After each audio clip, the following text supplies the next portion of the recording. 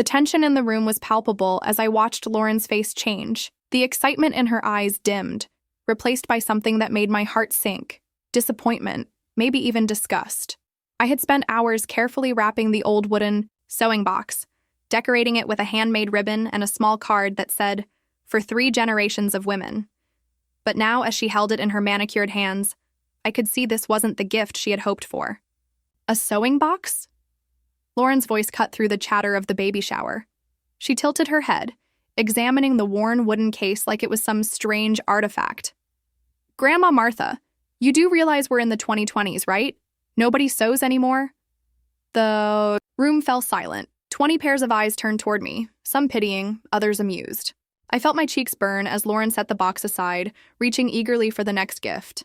A sleek baby monitor system from her friend Jessica. The contrast couldn't have been more stark. Before we continue, comment where you're watching from and subscribe to the channel. We'd love to see how far our stories are reaching. My outdated wooden box versus the shiny modern gadget that prompted squeals of delight. "Now this is what I'm talking about," Lauren exclaimed, holding up the monitor. State-of-the-art and absolutely essential. Jane, my daughter and Lauren's mother, shot me an apologetic glance from across the room. But she didn't say anything. She never did when it came to standing up to Lauren or her husband, Richard. The man who had slowly but surely turned my granddaughter from a sweet, thoughtful girl into someone who measured everything, including people, by their monetary value. The celebration continued around me as I sat quietly, my hands folded in my lap. I watched Lauren unwrap designer baby clothes, an expensive stroller, and a crib that cost more than my first car. With each extravagant gift, she grew more animated, while my simple sewing box was pushed further into the corner of the gift table, forgotten. If only she knew what was inside. That old sewing box had belonged to my mother. Inside its worn compartments, nestled beneath spools of thread and vintage buttons, lay a small velvet pouch containing my grandmother's diamond earrings and a bank document showing the education fund I had been building for 30 years. I started it the day Lauren was born, setting aside whatever I could manage from my teaching salary, especially after my Harold passed away. The account now held over $70,000, meant for my first great-grandchild's future. But Lauren didn't bother to open the box. She didn't see the small envelope taped to the inside of the lid with, "For baby's future," written in my shaky handwriting. When the party ended, I hugged Lauren goodbye. She barely returned the embrace, distracted by the task of cataloging her gifts. I noticed the sewing box wasn't among the items being loaded into Richard's luxury SUV. "Lauren," I said quietly, "don't forget your sewing box." She glanced at the forgotten gift and gave a dismissive wave. "Oh, just leave it, Grandma. Jane can take it to Goodwill or something. We don't have space for old things in the nursery." I felt Jane's hand on my shoulder, squeezing gently. "I'll take it home, Mom," she whispered. "I'll keep it safe." As I walked to my modest sedan, clutching my purse with arthritic fingers, I heard Richard's booming laugh. "Can you believe that sewing box? What century does she think we're living in?" Lauren's response drifted through the parking lot. "I know, right? But what can you expect? Grandma's always been, stuck in the past." I drove home in silence, the words echoing in my mind. The tears didn't come until I was safely inside my small house, the same house where I had once bounced Lauren on my knee and told her stories about our family's history. The same house where she had once curled up in my lap, telling me I was her favorite person in the whole world. When had everything changed so drastically? When had I become someone to be tolerated rather than loved? I made myself a cup of tea and sat in my rocking chair by the window, watching the sunset paint the sky in hues of orange and pink. The house felt emptier than usual tonight. On my side table sat a framed photograph of Lauren's college graduation, the last time I remember her looking at me with genuine affection before Richard came into the picture and swept her away into his world of status and appearances. My phone rang, startling me out of my thoughts. It was Jane. "Mom, I'm so sorry about today," she said, her voice strained. "Lauren didn't mean to be rude." "Yes, she did," I replied softly. "But it's all right. How are you doing, Jane?" A pause. "I'm fine." "Mom, just tired." I knew that tone. Jane wasn't just tired. She was worn down by years of trying to keep everyone happy. Her demanding son-in-law, her increasingly materialistic daughter, and her old-fashioned mother who apparently couldn't do anything right anymore. "Did you?" Did you look inside the sewing box? I asked hesitantly. Not yet, she replied. Should I? I considered telling her about the earrings, about the education fund, about all the love I had poured into that gift. But something stopped me. A lifetime of wisdom, perhaps. Or maybe just the fresh sting of rejection. No, I finally said. Just keep it safe for now. After we hung up, I made a decision. The tears had dried on my cheeks, replaced by a quiet resolve. If Lauren and Richard thought I was nothing but an outdated relic with nothing of value to offer, their child, then perhaps it was time to reconsider my plans. Tomorrow, I would go to the bank and make some changes. The money I had saved for my great-grandchild wouldn't be withdrawn. No, I would never be that petty. But perhaps its purpose could be expanded. Perhaps there were other ways to ensure my legacy continued beyond the disdain of those who should have valued it most. I went to bed that night with a heavy heart but a clear mind. Whatever came next, I would face it with the same quiet dignity that had carried me through 68 years of life's hardships and joys. I just never expected how quickly everything would change, or how completely Lauren's perfect world would crumble around her. The week following Lauren's baby shower passed in a blur of quiet days. I tried to keep busy with my usual routines, tending to my small garden, attending my twice-weekly book club, volunteering at the senior center on Thursdays. But the memory of Lauren's face when she saw my gift haunted me, surfacing in quiet moments when my guard was down. On Wednesday morning, I finally decided to visit First National Bank, the same bank where I'd opened that special account 30 years ago when Lauren was just a newborn, pink-faced and perfect in my arms. Mrs. Peterson, who had been the branch manager for over 20 years, greeted me with a warm smile when I entered. "Martha, how lovely to see you. How can I help you today?"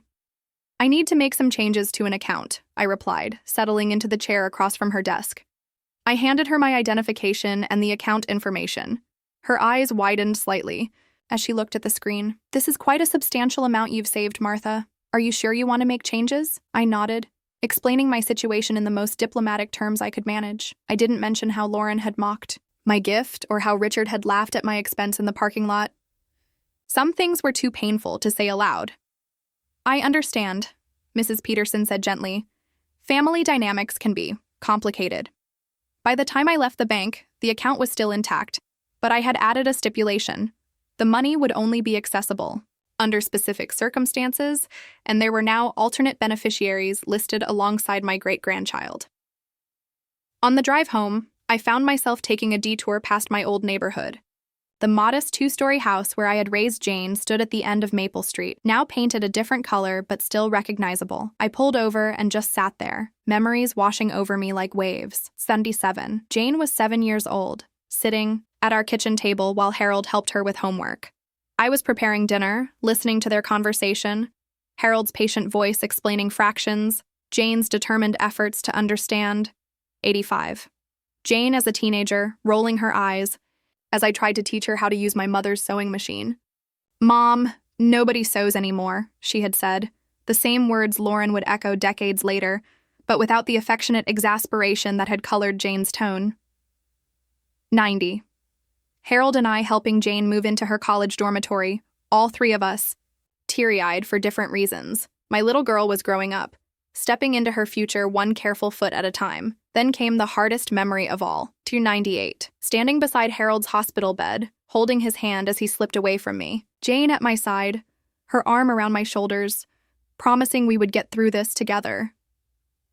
We did get through it, Jane and I. For a while, we were closer than ever. She would bring little Lauren for weekend visits, and those days were filled with laughter and love. I taught Lauren how to make my special apple pie, how to identify birds in the backyard, how to press flowers between the pages of heavy books. When did it all change? Perhaps it was when Jane met Charles, Lauren's stepfather. A nice enough man, but ambitious in a way that seemed to redefine our family's priorities. Suddenly, their conversations were filled with mentions of promotions, country club memberships, and connections with the right people. Then came Lauren's college years.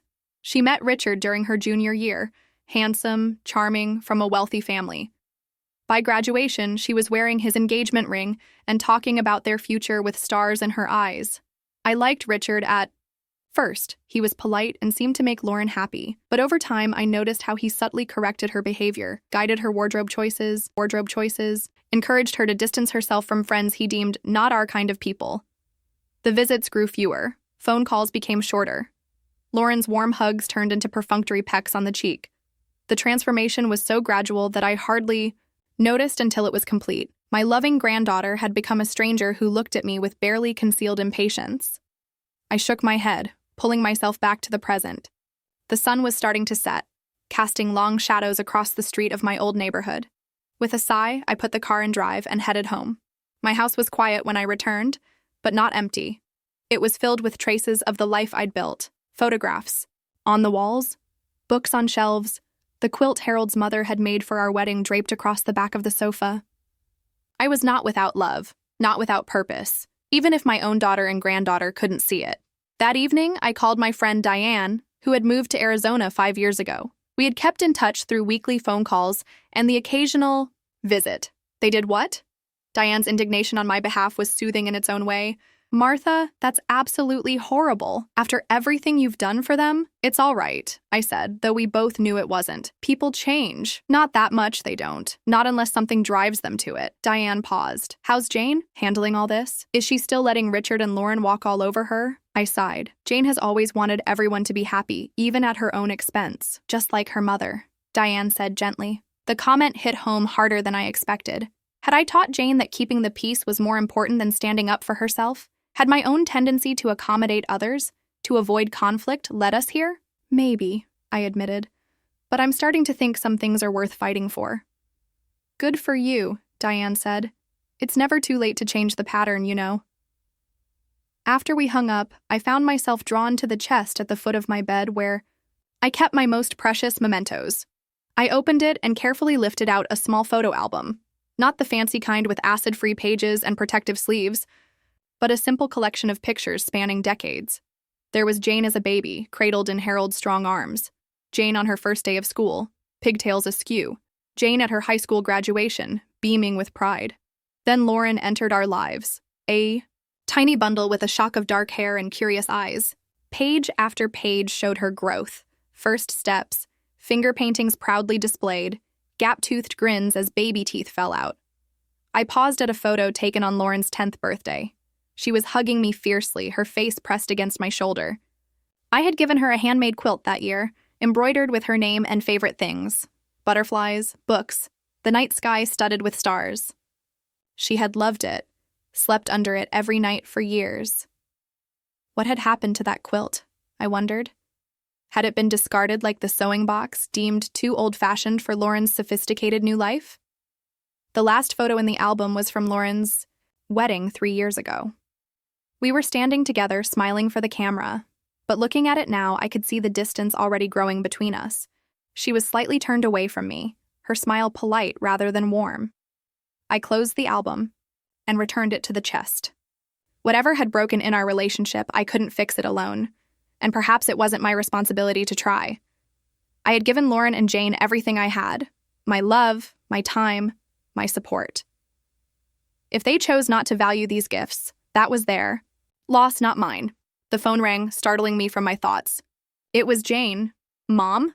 Her voice was tight, controlled, but I could hear the tension underneath. Are you busy tomorrow? I need to talk to you about something. I'm free in the afternoon, I said. Is everything all right? A pause. Yes, no. I don't.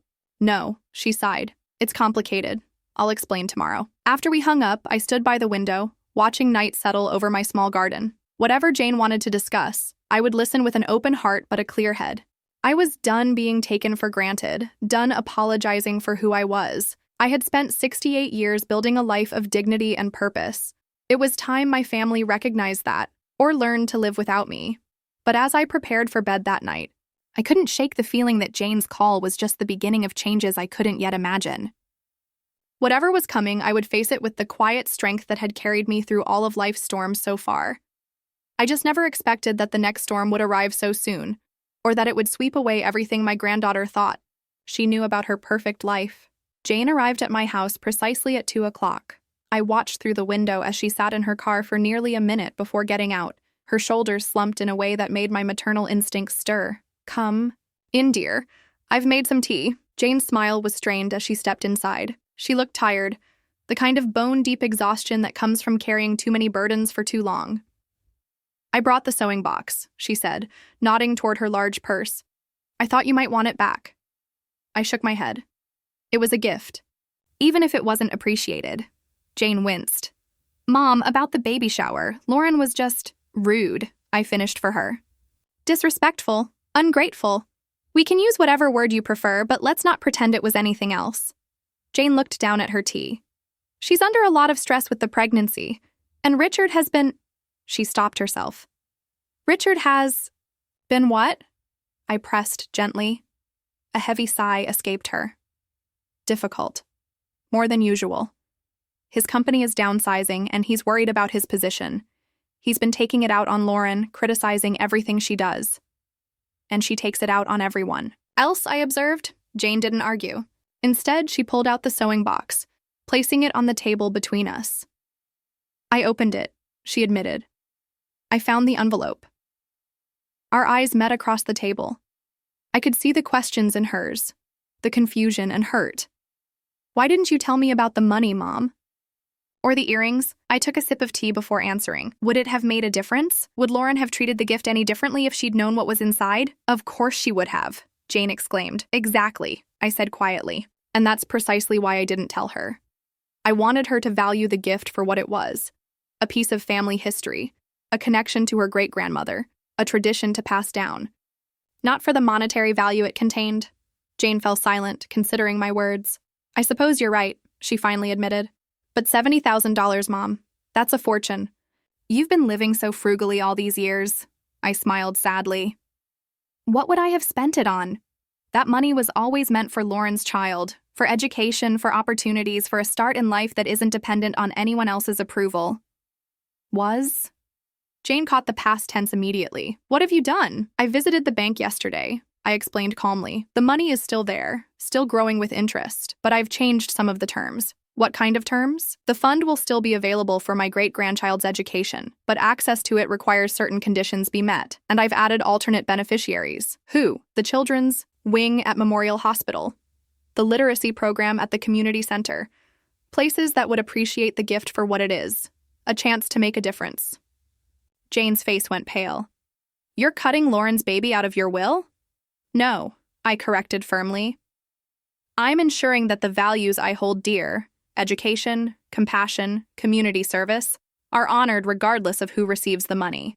If Lauren and Richard choose to raise their child with those values, nothing changes. If not, I let the implication hang in the air between us. Jane pushed back from the table, agitated. Lauren will be furious if she finds out. Finding out would require her to take an interest in my life and decisions, I pointed out. That seems unlikely given recent evidence. Mom, Jane's voice was pleading, she's still your granddaughter. She's about to make you a great-grandmother. Can't you just talk to her? Tell her how you feel? I've been talking to both of you for years, I said softly. Neither of you has been listening. She had no response to that. Jane, I continued, reaching across the table to take her hand.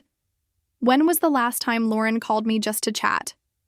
When was the last time either of you visited without needing something? Her eyes filled with tears. I know we haven't been as attentive as we should be. Things have just been so hectic. Life is always hectic, I said. That's not going to change. What changes is what we prioritize within the chaos. Jane nodded slowly, wiping away a tear. You're right. I'm sorry. Mom, I don't want apologies, I told her. I want change. Real change, not just temporary guilt-induced attention.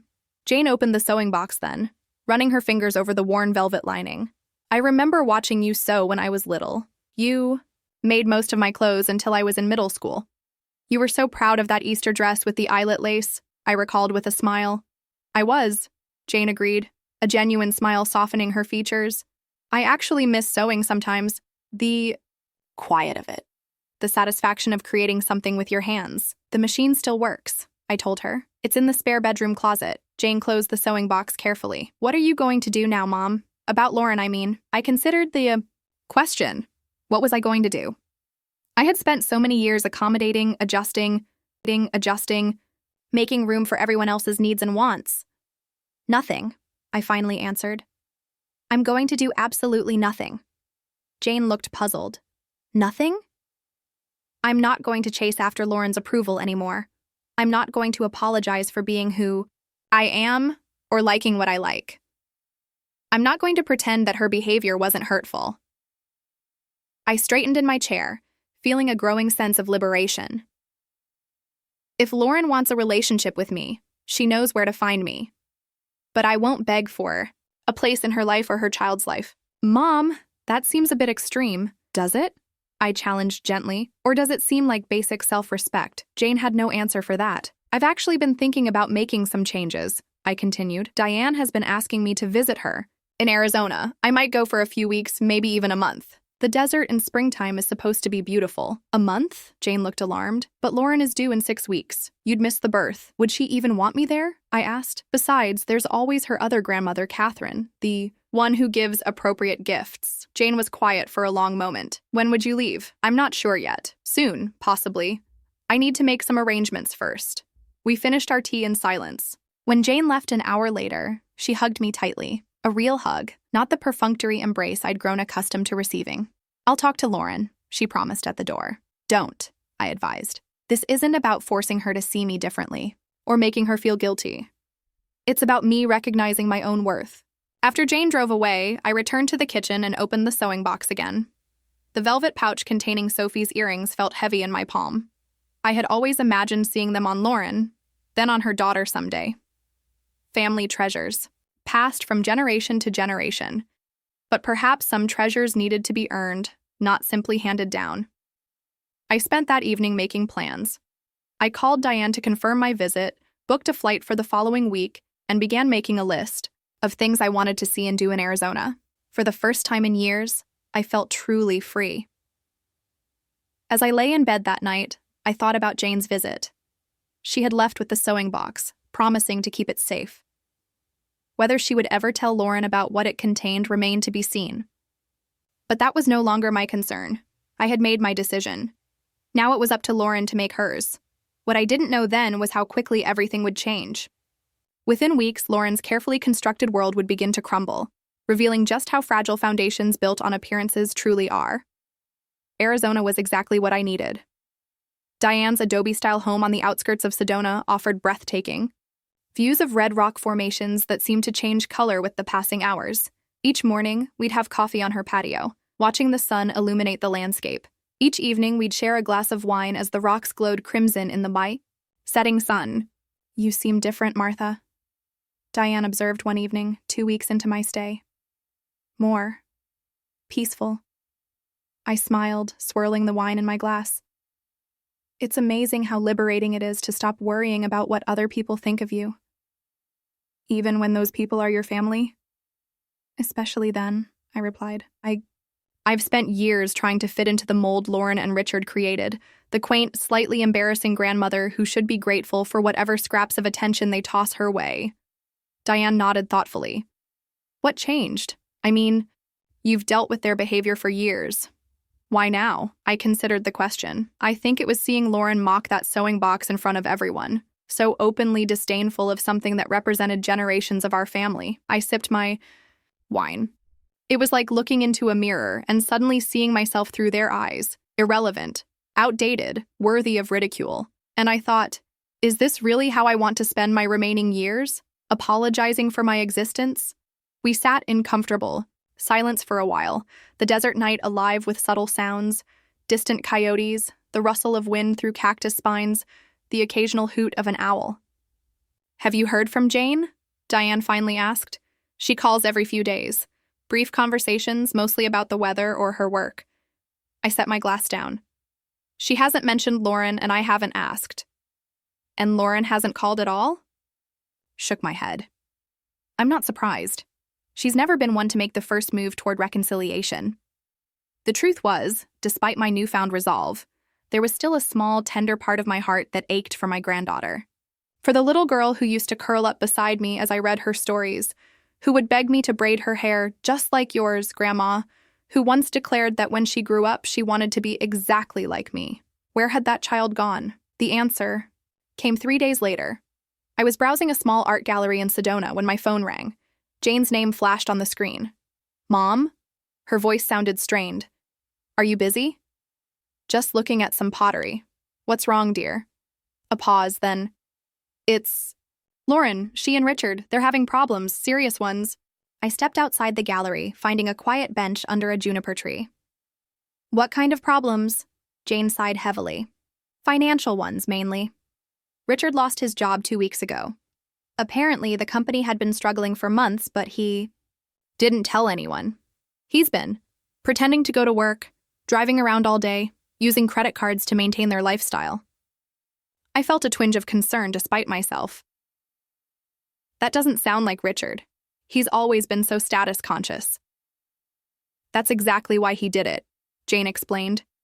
He couldn't bear for anyone to know they were in trouble. But now everything's crashed down at once. The credit cards are maxed out. They've missed 2 mortgage payments. And with the baby coming, how is Lauren handling it? Another pause. Not well. She's devastated, angry. She blames Richard for hiding it from her, but she's also terrified about the future. They may lose the house, Mom. I closed my eyes, processing this information. Part of me, a small petty part I wasn't proud of, wanted to feel vindicated. Let them experience life without their precious designer labels and luxury cars. Let them know what it's like to count pennies, the way I had after Harold died. But the larger part of me, the part that had loved Lauren since she was a pink-faced newborn, felt only sadness. Has she asked for my help? I finally asked. Not directly, Jane admitted. She's too proud, but I thought, maybe if you called her. I sighed. Jane, I can't fix this for them. I know, but… No, I interrupted gently. Listen to me. If Lauren wants to talk, she has my number. I won't chase after her, especially not with checkbook in hand. Mom, she's 8 months pregnant. They could end up homeless. They have options, Jane. They could sell their luxury cars, move to a smaller place, get help from Richard's family. Catherine and William certainly have the means. They've already asked Richard's parents, Jane said quietly.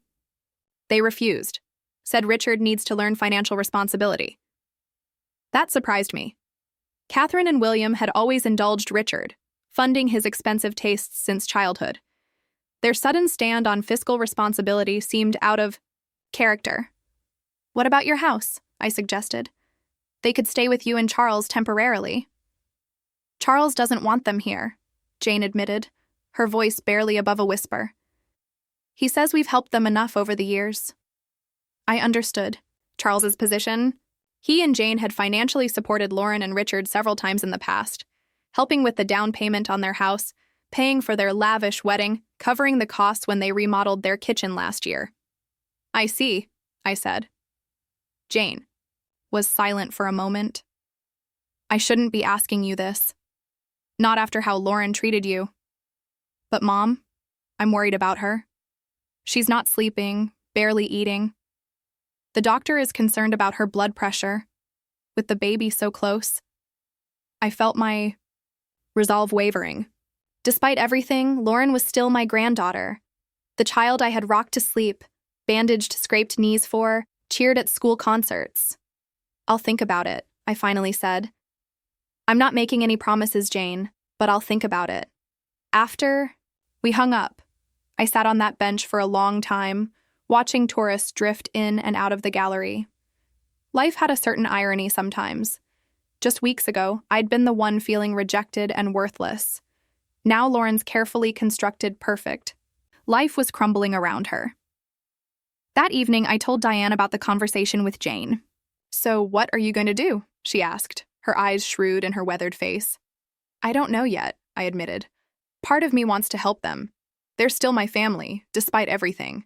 But another part is tired of being the emergency fund they only remember when they need something. Diane finished for me. I nodded. Exactly. Can I offer some advice? When I nodded, she continued, whatever you decide, do it on your terms, not theirs. Don't let them dictate the conditions of your help or your involvement. That night, I lay awake thinking about Lauren, about Richard, about the baby who would enter the world in just a few weeks. An innocent child who had no part in any of this family drama. By morning, I had made my decision. I called Jane. I'll be coming home next week, I told her. Not because of Lauren and Richard's situation, but because my visit was always going to end eventually. Thank you, Mom, Jane breathed, relief evident in her voice. Don't thank me yet, I cautioned. I haven't decided what, if anything, I'm going to do about their situation. That depends on Lauren. What do you mean? If she wants my help, she needs to ask for it herself, directly. No intermediaries, no manipulation, no guilt trips. And she needs to understand that my help, if I offer it, will come with certain expectations. What kind of expectations? Jane asked, her voice wary. Respect, for one. Recognition that money doesn't solve deeper problems. And a commitment to change. Jane was quiet for a moment. I'll tell her. Good. And Jane, one more thing. Yes? Don't make promises on my behalf. I love you. But this is between Lauren and me now. After we hung up, I booked my return flight for the following Tuesday. If I was going to face this situation, I wanted a few more days of peace first. The remaining days in Arizona passed too quickly. Diane and I hiked among the red rocks, visited local artists' studios, and spent an afternoon at a nearby winery. I felt stronger with each passing day, more certain of my worth beyond my role as mother and grandmother. On my last evening, Diane raised her wine glass in a toast. To new beginnings, she said. I clinked my glass against hers, and to old friends who help us find our way. She studied me for a moment. You know, Martha, whatever happens with Lauren and Richard, you're going to be okay. You've always been stronger than you give yourself credit for. I smiled, feeling a certainty I hadn't experienced in years. Yes, I agreed. I am.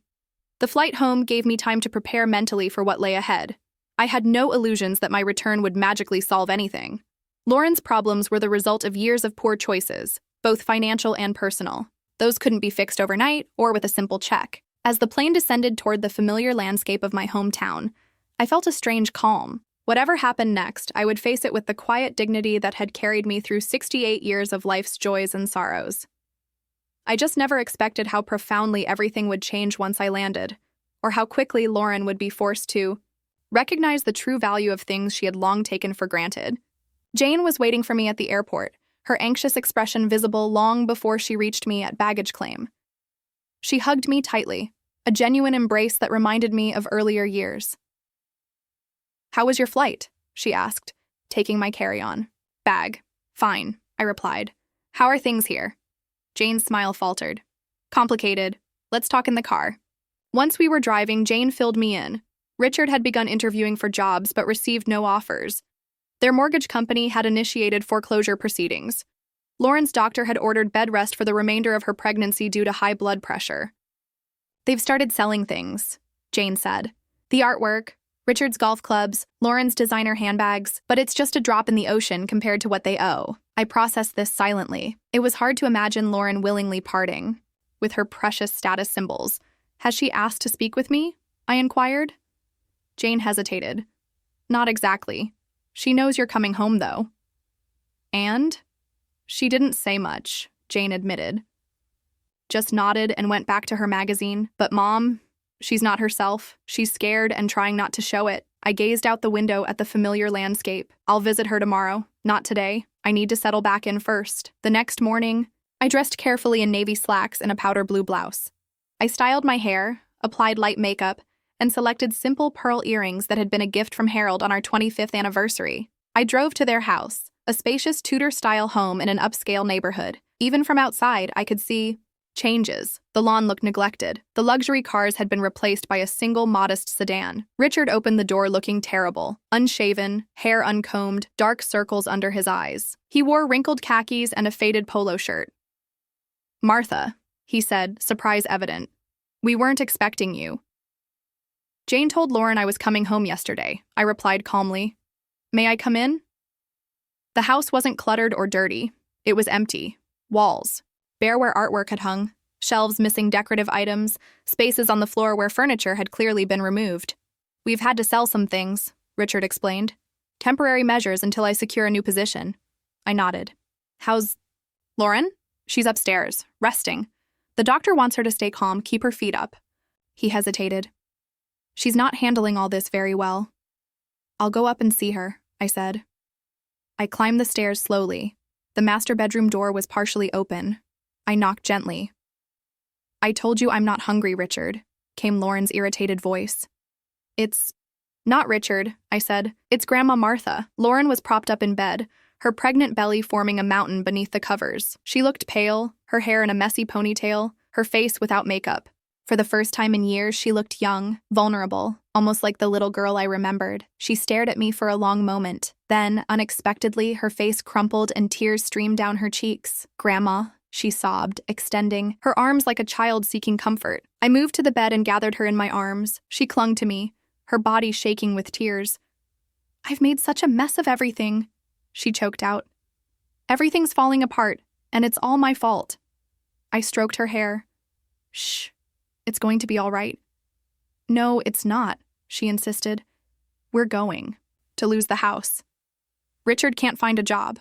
The baby's coming in 3 weeks, and we don't even have a crib anymore. We had to sell it along with everything else in the nursery. Why would you sell things for the baby? Surely there were other items you could part with first. Lauren looked away, ashamed. The nursery set was the most valuable. It was custom-made, imported from Italy. Richard's parents gave it to us. Where will the baby sleep? I asked. I don't know, she admitted. In a drawer, maybe? That's what poor people do, isn't it? Use dresser drawers as cribs? The comment stunned me with its naivety and latent snobbery. Lauren truly had no concept of how most people lived.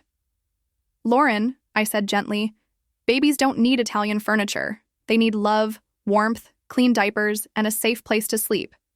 Many perfectly healthy, happy children have slept in bassinets that cost less than one of your handbags. She looked confused. But everyone at my baby shower, they all gave such expensive gifts. The bare minimum for a child's safety is attentive. Parents and common sense, not electronic gadgets. Lauren was quiet for a moment. Mom said, she said you might be willing to help us. There it was. The request Jane had warned me was coming. What kind of help are you looking for, Lauren? I asked neutrally. She twisted the bedsheet between her fingers. I don't know, maybe. A loan? Just to get us through until Richard finds a new position? We wouldn't need much, just enough to keep the house and get a few necessities for the baby. How much is not much? I pressed. Lauren named a figure that made me blink. It was significant for someone living on a teacher's pension. That's a substantial amount, I observed. What would happen if I couldn't provide it? Her face fell. I don't know. We'd lose the house for sure. Maybe move in with Mom and Charles, though Charles doesn't really want us there. I took a deep breath. Lauren, before I decide anything, I need to know something. Do you remember the gift I brought to your baby shower? She flushed, looking down. The sewing box. Yes, do you know what was inside it? She shook her head. Your mother found it.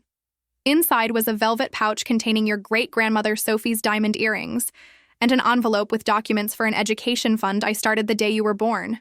I've been adding to it for 30 years, for your child. Her eyes widened. But why didn't you say anything? Because I wanted you to value the gift for what it represented. Family history, tradition, connection to your roots, not for its monetary worth. I paused. The way you treated that gift, and me, that day showed me exactly what you value, Lauren. And it isn't family. Tears welled in her eyes again. I'm sorry, she whispered.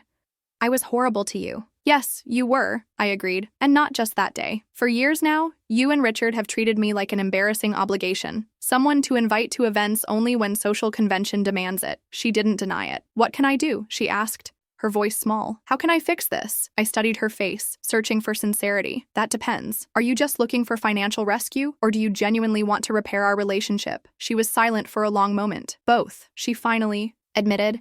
I need help, Grandma. But I also miss who we used to be. I miss you. For the first time in years, I saw a glimmer of the real Lauren beneath the polished facade she had constructed. And despite everything, I found I still loved her. I'll help you, I said. But on my terms. What I proposed next would change. Everything. For all of us. Chapter 6. The Awakening. 2 weeks later, Lauren went into labor. I was there when Emma Grace entered the world. 7 pounds, 6 ounces of pink perfection, with a full head of dark hair just like Lauren had as a baby. After our conversation that day in Lauren's bedroom, things moved quickly. Richard and Lauren couldn't keep their house. The debt was too overwhelming. Instead, they accepted my offer to move into my home temporarily. My house wasn't grand, but it had 3 bedrooms and was mortgage-free. Most importantly, it offered them a fresh start. "She's beautiful," I whispered, stroking Emma's tiny cheek with my finger. Lauren watched from the hospital bed, tired but peaceful. "Thank you, Grandma," she said, "for everything."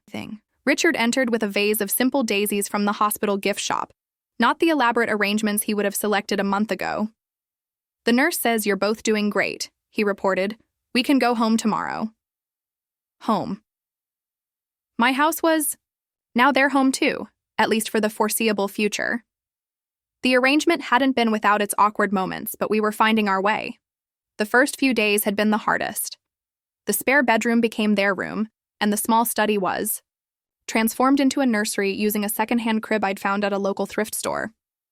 Lauren had initially looked horrified at the worn white paint and basic design. "It's perfectly safe," I assured her. "A fresh coat of paint and some new bedding, and it will be lovely." To my surprise, Lauren had taken on the project herself, carefully sanding and repainting the crib a soft yellow. She'd hand-stitched a baby blanket too, using my old sewing machine. "It's not perfect," she'd apologized when she showed me the finished blanket, pointing out the uneven stitches. "But it's made with love. That's what makes it perfect," I had told her. Richard had found a job as an office manager at a local medical practice. The pay was modest, but it was steady work with benefits and regular hours that would allow him to be home for dinner and bedtime stories. The next day, as we settled Emma into her freshly painted crib, Lauren asked about the education fund. "It's still there," I assured her, growing with interest. "But remember our agreement," Lauren nodded. "It's for Emma's education, after she turns 18, and only if she understands its true value." I had explained my terms clearly. I would help them with a place to live and basic necessities, but there would be no financial bailout to maintain their previous lifestyle. The education fund would only be accessible when Emma was old enough to appreciate it, and only if she had been raised with the values I held dear. "And the earrings?" Lauren asked softly. "Those are still yours if you want them," I said. "Not to sell, to wear, to enjoy, to pass down someday." That evening, we shared a simple dinner around my kitchen table. Emma slept peacefully in a bassinet nearby. After Jane had gone, Lauren stayed with me in the kitchen as I made tea. "Grandma," she said hesitantly, "I've been thinking a lot about the baby shower." I nodded, waiting. "I was so horrible to you, not just that day, but for years. I got caught up in trying to impress people who didn't really matter, people who disappeared the moment we lost our money." "That often happens," I said gently. "But you didn't disappear," Lauren continued. "Even after how I treated you, you're still here."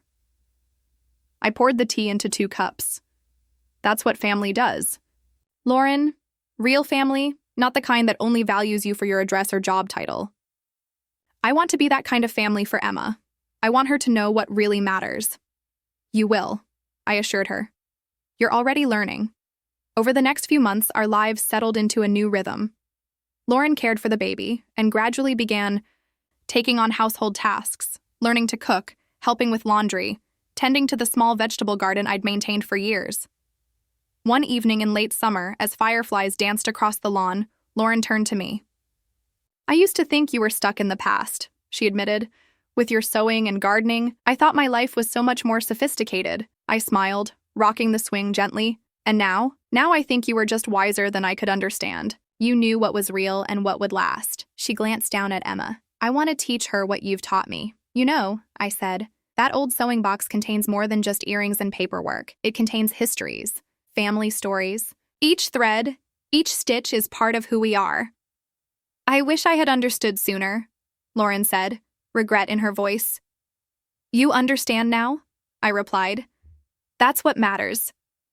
Lauren had lost her material wealth and status, but she had gained something far more precious: authenticity, humility, a genuine connection to her roots.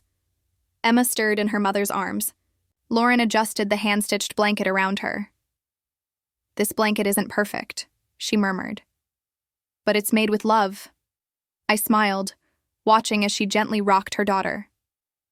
"That," I said softly, "is what makes it perfect."